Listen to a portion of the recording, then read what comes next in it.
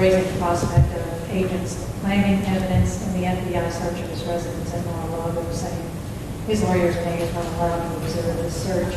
Can you address that, particularly as many of Mr. Trump's supporters online issued so-called call to arms and threats against your agents in light of the search?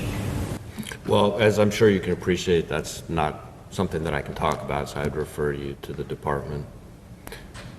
As to the issue of threats, I will say that I'm always concerned about violence and threats of violence against law enforcement, and that is a topic that I have been talking about frequently, including earlier today with law enforcement partners here in Nebraska and yesterday with law enforcement partners in Iowa and Illinois, and any threats made against law enforcement, including the men and women of the FBI, as with any law enforcement agency, are deplorable and dangerous.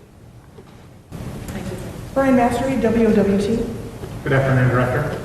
Kind of along Marjorie's point, how concerned are you that after the raid, that could embolden, maybe even incentivize some of the same bad actors from January 6th doing something similar? Again, violence against law enforcement is not the answer, no matter what anybody's upset about or who they're upset with. And I think we have in this country had over the last few years an alarming rise in violence against law enforcement. Last year, there were 73 law enforcement officers around this country who were killed in the line of duty, as in murdered in the line of duty. That's the highest number since 9/11. So the men and women of law enforcement, including the men and women of the FBI, make heroic sacrifices for everyone in this country.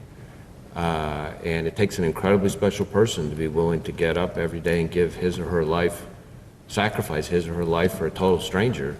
And so it's important that we view